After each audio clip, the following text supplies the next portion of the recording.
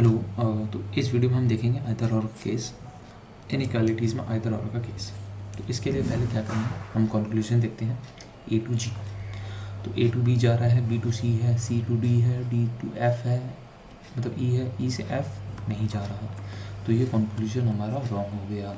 जी से ए, जी से एफ जा रहा है, एफ से ई नहीं जा रहा, तो ये भी कंक्लूजन हमारा रॉन्ग हो गया। आइदर और के केस में अब हम चेक करेंगे कि इसमें आइदर और लग रहा है या नहीं। तो आइदर और के केस में जो कंडीशंस आपको देखनी होती है, फर्स्ट कि ये डेफिनेटली ना तो ट्रू होने चाहिए, ना ही डेफिनेटली फॉल्स होने चाहिए। ठीक है ना। अब देखो, अगर इसको मैं स्टेटमेंट को शॉर्ट में लिखूं, एक सेकेंड, ऑफिस क्लिक हो गया। अगर मैं इसको शॉर्ट में लिखूं, ये आएगा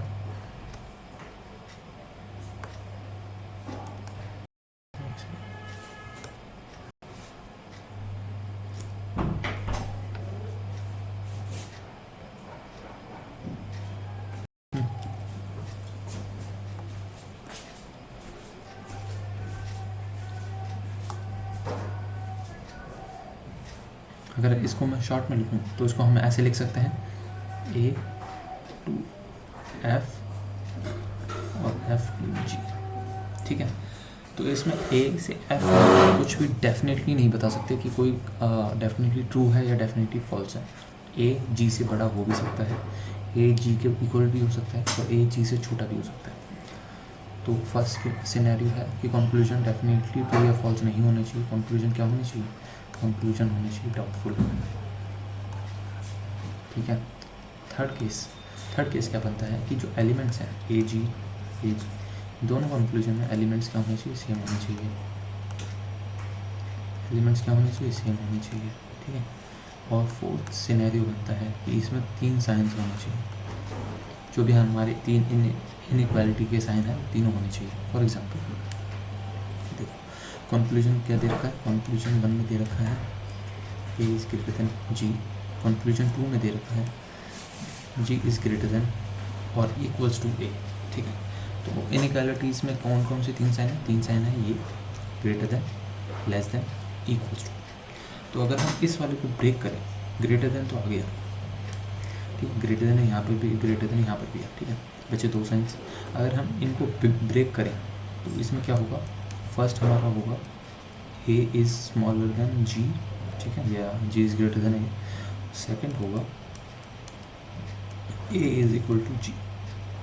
अगर हम इस साइन को ब्रेक करें, इस साइन को ब्रेक करने से हमें ये 2 साइंस मिलते हैं, और ये 2 साइंस देखो, ये और ये 2 साइंस यहाँ बराबर आ गए। तो ये तीनों साइंस कवर हो गए, समझ रहे हो? तो इन 2 साइंस के अंदर, एक मिनट में पूरा कर देता हूँ।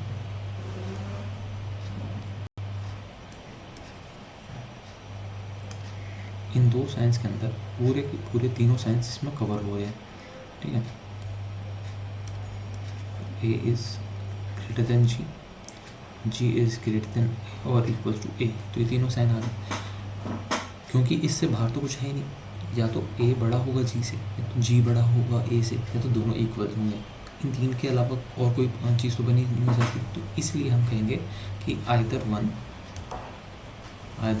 और 2, या तो 1 होगा या तो 2 होगा, या तो ए जी से बड़ा होगा, या तो ए जी से बड़ा होगा, या तो जी ए से बड़ा होगा, या तो दोनों इक्वल। ठीक है। इसमें बन गया हमारा आइदर और का सिनेरियो। तो हमें जो मेन चीज़ ध्यान रखनी है, वो कई बार क्या होता है कि ये होता है,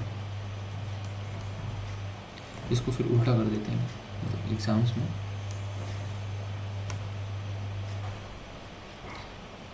जी यहाँ दे देंगे और ऐसे।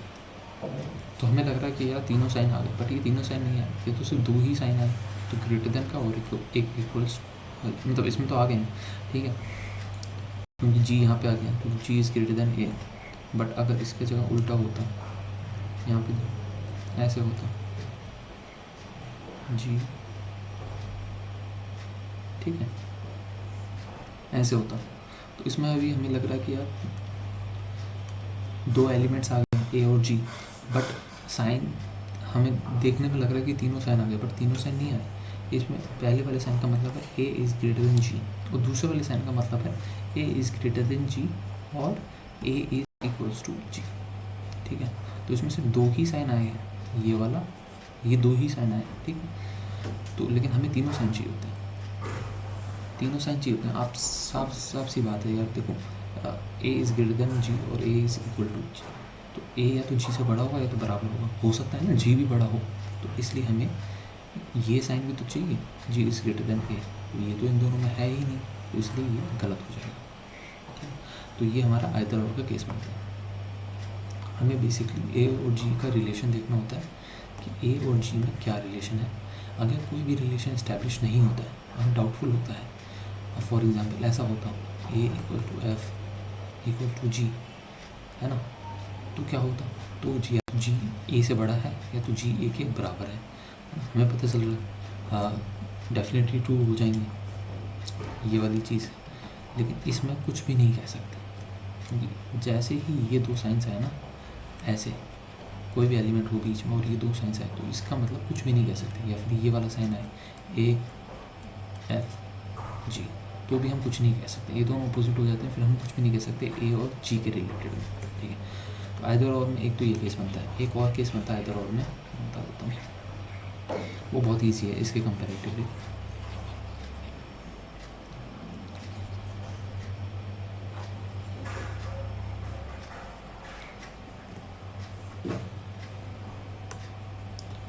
इसके कंपेरेटिवली बहुत ईजी है। अगर हम इसमें स्टेटमेंट में हम देखें इसमें अगर कंक्लूजन में हमें दे रखा होगा फर्स्ट ए इज़ नहीं बी, अगर हमें दे रखा होगा B is greater than D, और सेकेंड स्टेटमेंट हमें दे रखी है B is equals to D. ठीक है, तो इसमें हम देख सकते हैं, क्योंकि बी और डी के बीच में कौन सा साइन आ गया, ये वाला साइन आ गया। ठीक है, ग्रेटर देन इक्वल्स टू का, और उसको अगर हम एक्सपेंड करते हैं तो इसका मतलब तो यही होता है। ठीक है, इसका मतलब यही होता है, तो ये दोनों साइन आ गए यहाँ पे, और बी डी से या तो बड़ा है या तो डी के बराबर है, तो इन दोनों में भी आइदर और लगता है। लेकिन अगर ऐसा होता, अगर यहाँ पे डी की जगह ई होता, अगर यहाँ पे डी की जगह ई होता तो आइदर और नहीं लगता, क्योंकि फिर यहाँ पे ये वाला साइन आ गया, तो हमें साफ पता चल रहा है बी ई से बड़ा है। ठीक है, बराबर नहीं है, बड़ा है, तो फर्स्ट हमारा ट्रू हो जाता है। सो आइदर और का मुझे लगता है ये आपको समझ में आ गया होगा। ऐसे ही शॉर्ट क्लिप्स और मैं लेके आता रहूँगा। नेक्स्ट वीडियोज़ में कोडिंग डिकोडिंग की एक ट्रिक होगी। ठीक है, हैप्पी लर्निंग, बाय बाय।